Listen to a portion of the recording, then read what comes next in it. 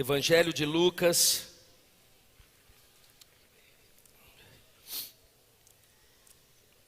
capítulo de número 3, a partir do verso de número 1.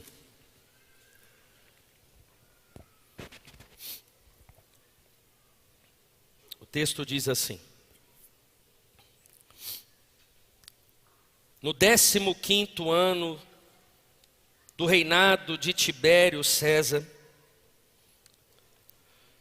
quando Pôncio Pilatos era governador da Judéia, Herodes, tetrarca da Galileia, seu irmão Filipe, tetrarca da Itureia, e Traconites, e Lisânias, tetrarca de Abilene, Anás e Caifás exerciam o sumo sacerdote. Foi nesse ano que veio a palavra do Senhor a João, filho de Zacarias, no deserto.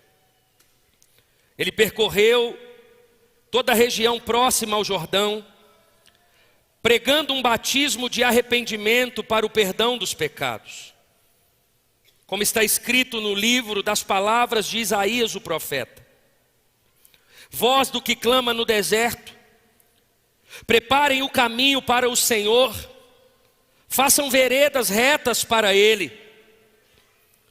Todo vale será aterrado, e todas as montanhas e colinas niveladas.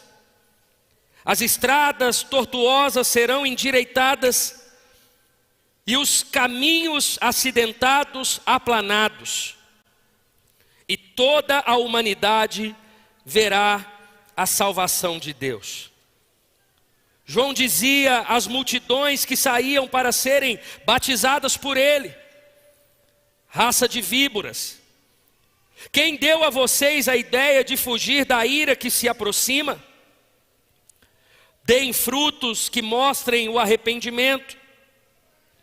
E não comecem a dizer a si mesmos: Abraão é nosso pai. Pois eu digo que dessas pedras Deus pode fazer surgir filhos a Abraão. O machado já está posto à raiz das árvores, e toda árvore que não der bom fruto será cortada e lançada ao fogo. O que devemos fazer então? Perguntavam as multidões. João respondia: quem tem 2 túnicas, dê uma a quem não tem nenhuma. E quem tem comida, faça o mesmo. Alguns publicanos também vieram para serem batizados. Eles perguntaram: mestre, o que devemos fazer? Ele respondeu: não cobrem nada além do que foi estipulado. Então alguns soldados lhe perguntaram: e nós, o que devemos fazer? Ele respondeu: não pratiquem extorsão, nem acusem ninguém falsamente. Contentem-se com o seu salário. O povo estava em grande expectativa, questionando em seu coração se acaso João não seria o Cristo.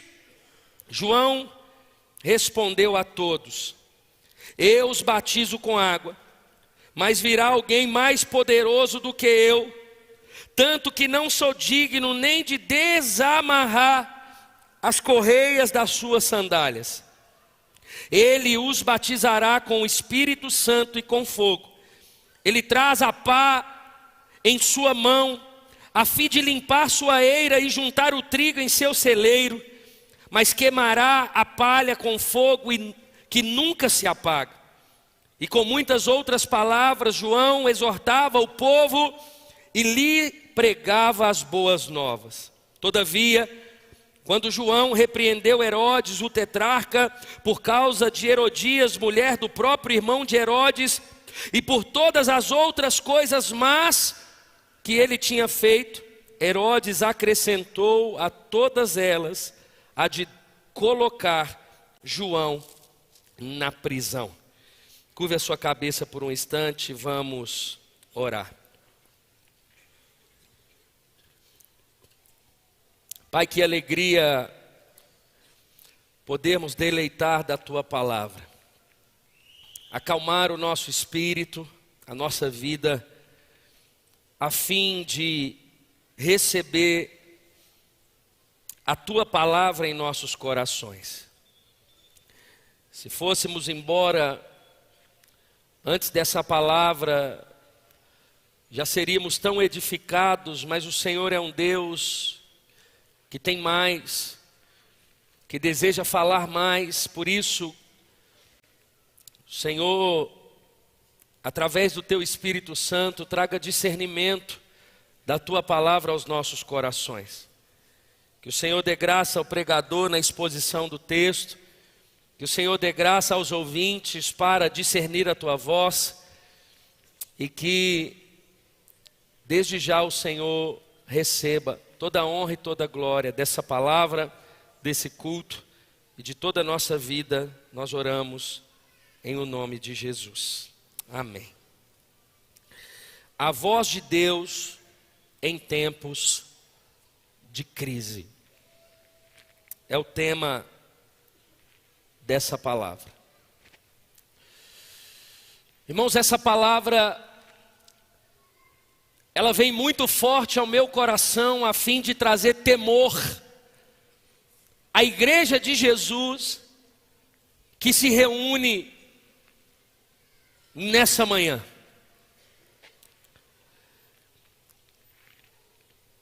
O intuito dessa palavra, primeiramente, é trazer descanso ao teu coração, a despeito da soberania de Deus. Os tempos em que vivemos deixa os nossos corações muito agitados. Ao ver os noticiários, a ver as notícias ao nosso redor, ao olharmos o nosso contexto familiar e até mesmo eclesiástico,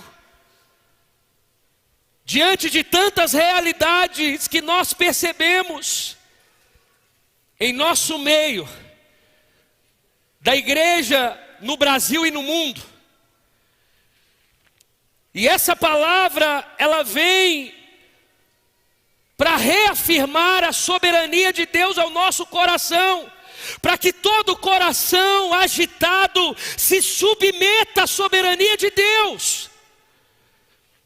Se somos cristãos, se os nossos olhos foram abertos, se encontramos o Senhor no caminho de Damasco, no nosso poço de Jacó, e tivemos uma experiência real com o Senhor, o convite que as Escrituras nos fazem é nos submeter à soberania de Deus. Ponto. Mas o intuito dessa palavra não é apenas reafirmar a soberania de Deus, mas também, junto com a igreja, nós que fazemos parte da família de Deus, nós consigamos discernir Deus no meio do caos, Deus no meio das leis que não agradam a Deus, Deus no meio de contextos familiares que não são favoráveis. Discernir o trabalho de Deus, o que Deus está fazendo no nosso meio, no meio de uma sociedade pagã e que vive contextos de caos. Você tem conseguido discernir Deus em meio a tudo isso? Deus em meio ao governo, às políticas públicas, às vaidades dos corações humanos, às atrocidades que o ser humano tem se permitido fazer, porque não tem o Cristo como seu Senhor.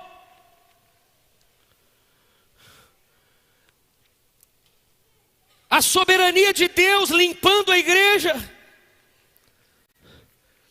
O próprio texto diz que ele vem com uma pá em sua mão, e ele separa, e ele vai separar. Conseguimos discernir Deus no meio disso tudo.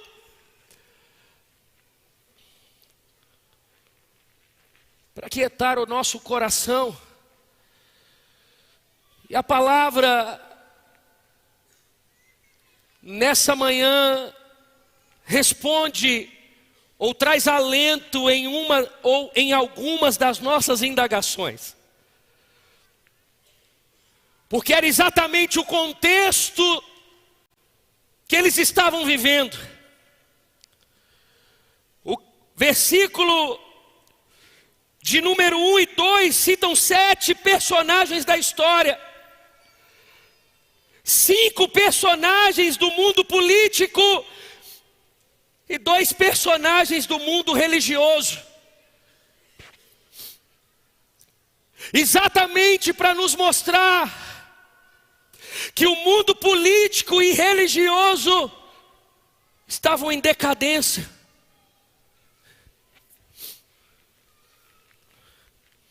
E é nesse momento que a palavra do Senhor vem.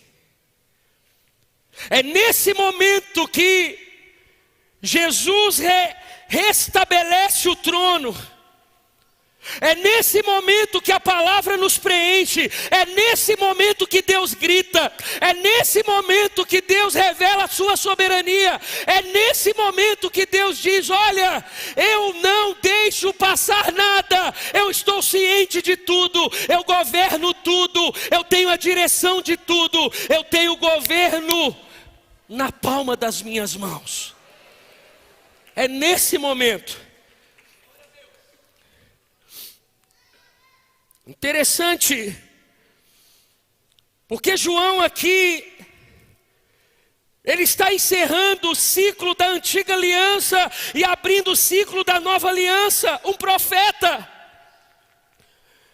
após 400 anos de silêncio profético, desde Malaquias, sem ouvir a voz de Deus, está terminando aqui o capítulo de número 2, o registro de Jesus com 12 anos, e o capítulo 3, ele abre com Jesus aos 30 anos.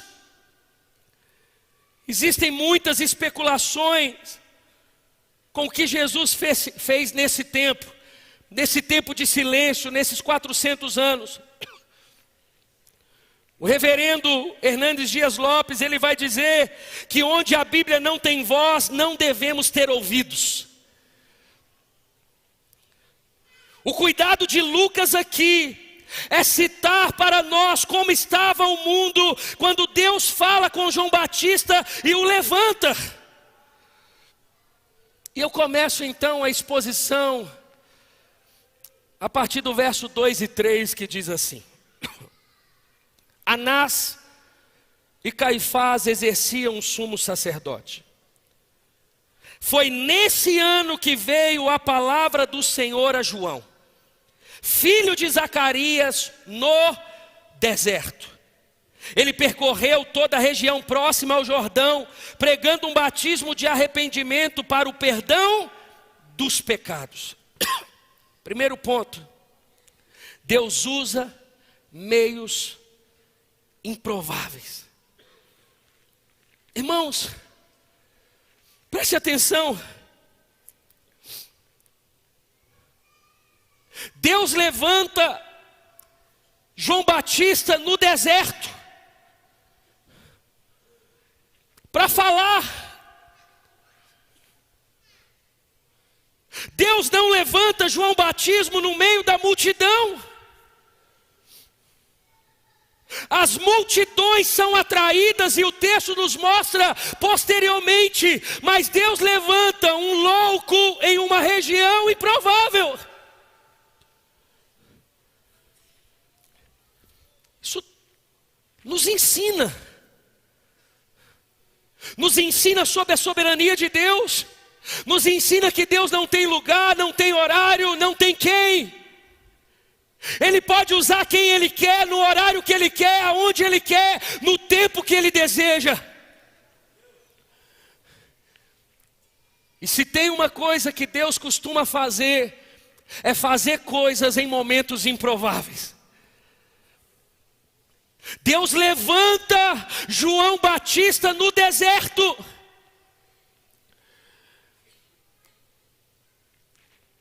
E se você parar para pensar, nós somos um povo improvável. Nós somos de famílias improváveis.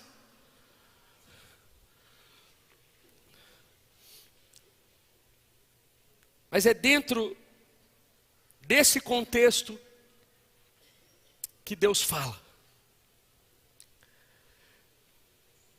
Deus usa meios improváveis. João saiu pelas ruas, saiu pelo deserto, ele pregou arrependimento para o perdão dos pecados. Depois de 400 anos de silêncio, Deus fala com um homem improvável. Ele levanta num lugar improvável. Você precisa crer nessa manhã que no seu contexto Deus fala, no seu contexto Deus traz a resposta, no seu contexto Deus grita, no seu contexto, na sua realidade pessoal, na nossa realidade como sociedade. É nesse ambiente que Deus nos ensina. Deus nos aproxima da sua vontade. Deus nos dá direções. Você pode pensar, não, mas aqui jamais Deus vai se mover. Deus se move. Nesse tempo, nesse contexto, você olha para a sua família, só tem gente endemoniada, tem gente viciada. Você vê o contexto de casamento, é só divórcio. É nesse contexto que Deus pode restaurar, é nesse contexto que Deus liberta, é nesse contexto que Deus une, é nesse contexto que Deus restaura, é nesse contexto que Deus traz a provisão, é nesse contexto.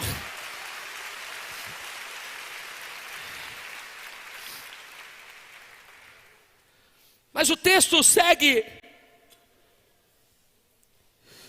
dizendo: ele percorreu toda a região próxima ao Jordão, pregando um batismo de arrependimento para o perdão dos pecados. Segundo, não existe outro caminho para a transformação além do arrependimento. O óbvio precisa ser dito, irmãos. Tem gente querendo viver um contexto de transformação sem arrependimento. Nós estamos falando que Deus se move em meios improváveis, mas não é possível descartar o arrependimento. Em todo contexto improvável, precisa ser acompanhado de arrependimento para que haja transformação.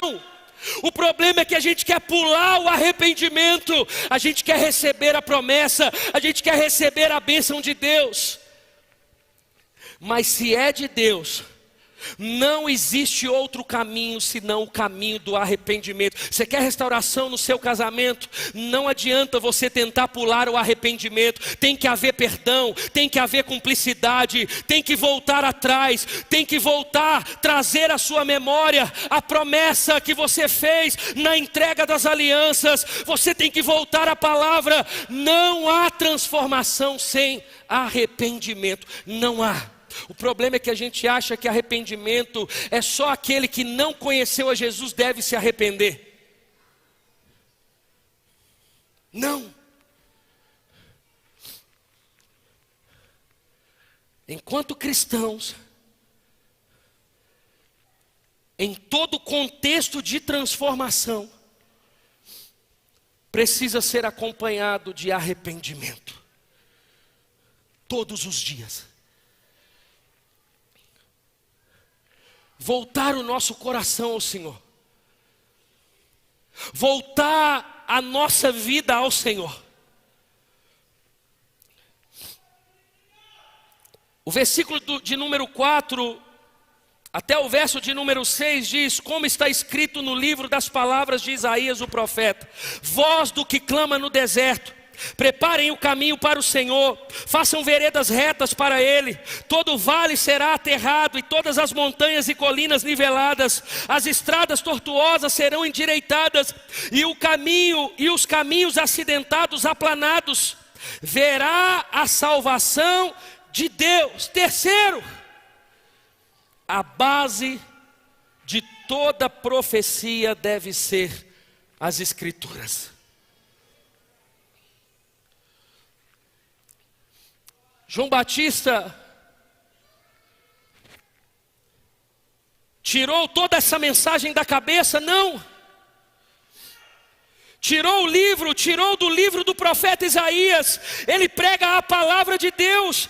Todas as vezes que as Escrituras estão sendo expostas, Deus está falando com o seu povo. O texto está falando de caminho, de estrada, mas Isaías e aqui consequentemente João está falando de coração. Não existe profecia fora das Escrituras. Por que isso deve ser dito? É porque é nesse tempo de caos, é nesse tempo de crise que se levantam os falsos profetas. É nesse tempo que o povo que diz temer ao Senhor dará ouvidos a quem não deve dar. Vive um evangelho que não deve viver, um evangelho que não é o evangelho do arrependimento. Um evangelho que pula o arrependimento. O evangelho que só pensa no que eu tenho e no que eu quero ter, e não no que eu sou, naquilo que Cristo fez, a partir do que Cristo fez, não. É por isso que João Batista aqui, no meio das suas palavras, ele cita as Escrituras, porque não há profecia fora das Escrituras. Não há. Se é para Jesus, você pode aplaudir.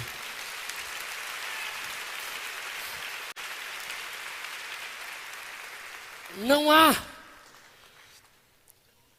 Você parou para ouvir um profeta, ver qual base, em qual base ele está dizendo tudo o que está dizendo.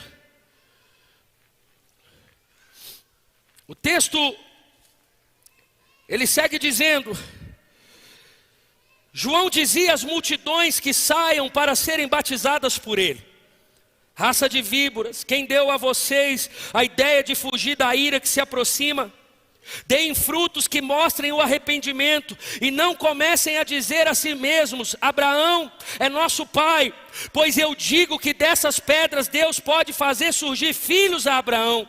O machado já está posto à raiz das árvores, e toda árvore que não der bom fruto será cortada e lançada ao fogo. Quarto, não esconda atrás da sua descendência.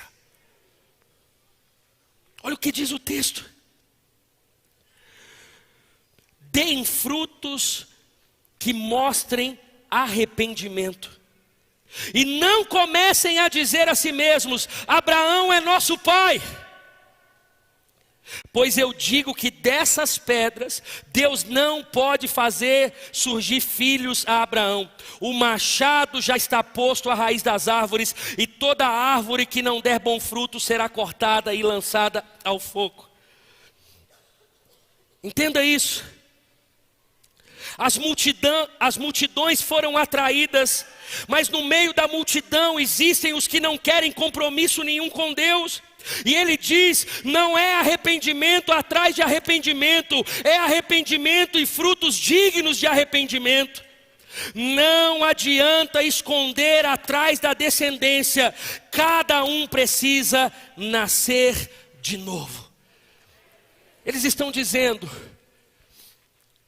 João Batista já está dizendo para eles: não adianta vocês dizerem: Abraão é nosso pai.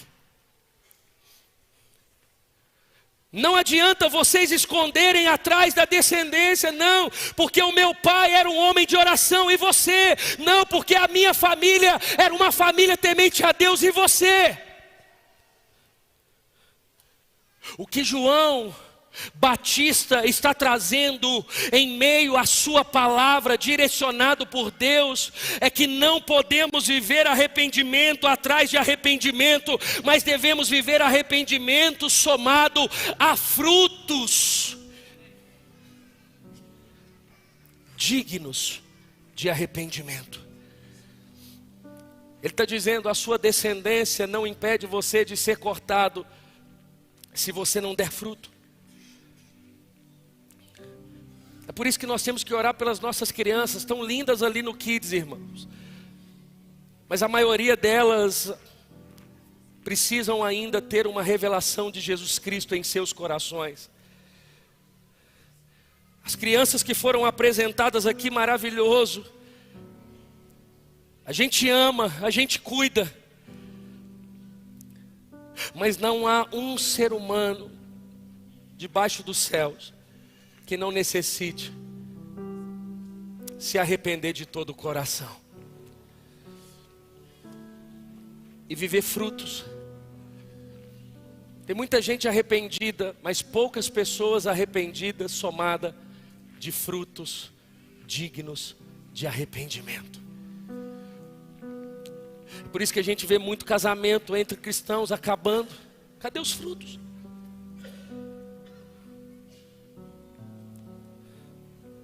É por isso que a gente vê contextos na nossa família, familiares que se dizem cristãos, pessoas no meio da igreja vivendo realidades de abuso. Cadê os frutos? João Batista não está apenas apresentando um caminho do arrependimento. Ele está declarando que todo arrependimento deve ser acompanhado de frutos dignos de arrependimento. O texto segue dizendo: o que devemos fazer então? Perguntavam as multidões. João respondia: quem tem 2 túnicas, dê uma a quem não tem nenhuma. E quem tem comida, faça o mesmo. Alguns publicanos também vieram para serem batizados. Eles perguntaram: mestre, o que devemos fazer? Ele respondeu: não cobrem nada além do que foi estipulado. Então alguns soldados lhe perguntaram: e nós, o que devemos fazer? Ele respondeu: não pratiquem extorsão, nem acusem ninguém falsamente. Contentem com o seu salário. Quinto, o evangelho é para o alcance de todos. Você viu no texto? As multidões foram atraídas, a mensagem tocou os corações e eles começaram a perguntar: o que nós devemos fazer? João Batista responde: os publicanos chegaram para ele e disseram: e nós publicanos, o que a gente deve fazer? E João Batista responde: não cobrem mais do que lhe é devido. Os soldados, agora uma outra classe, chega para João Batista e diz: e nós, funcionários públicos, o que nós devemos fazer? E João Batista diz para eles: não sejam milicianos, não acusem ninguém falsamente, contentem com o seu salário, não sejam corruptos. Todas as classes, todas as tribos, todas as pessoas, diante da palavra de arrependimento foram atraídas. Isso nos traz essa compreensão de que o evangelho pregado é para o alcance de todas as pessoas. Não há nenhuma classe que passa isento à vontade de Deus, ao querer de Deus. O texto diz que eles perguntaram. Interessante, porque o apelo vinha do auditório e não do pregador. O pregador disse a palavra, o auditório perguntou: e aí?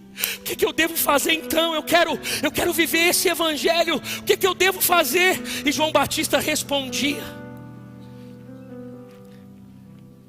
Os soldados, os publicanos e todos aqueles que estavam no meio das multidões.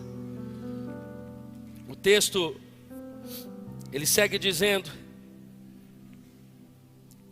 o povo estava em grande expectativa, questionando em seu coração se acaso João não seria o Cristo. Sexto, o perigo de colocar o pregador em um lugar que não é dele.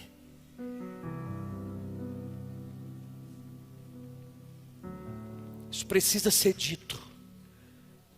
Não há diferença nenhuma entre quem está nesse púlpito, seja eu ou qualquer dos pastores que são da casa ou possam ser convidados a trazer um recado de Deus. Não há diferença nenhuma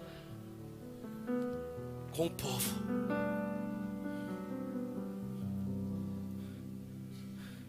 João Batista falando de arrependimento, falando de frutos de arrependimento, e eles idolatrando João Batista. Será não é ele o Cristo?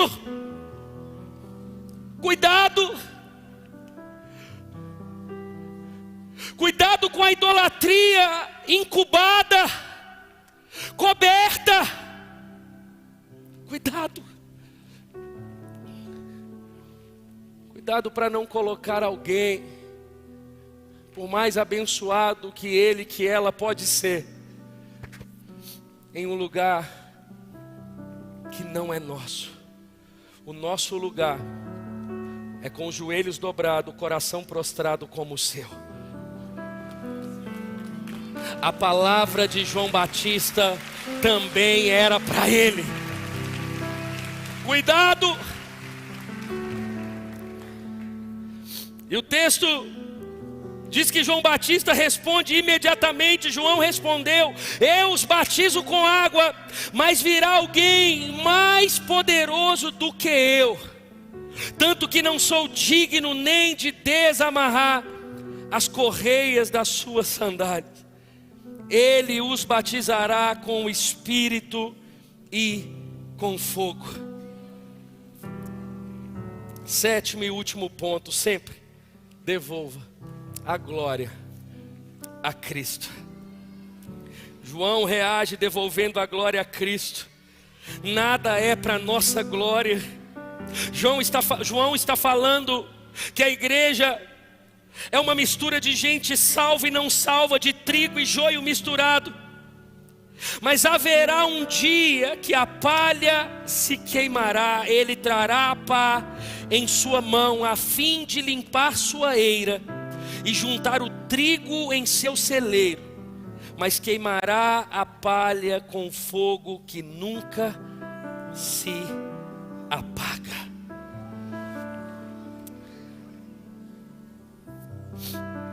Não queira reter uma glória que não é sua. Parece um lugar apenas dos que são públicos. Não. Quando nós fazemos com a mão direita e queremos contar para a mão esquerda, isso você já está retendo algo que não é para você.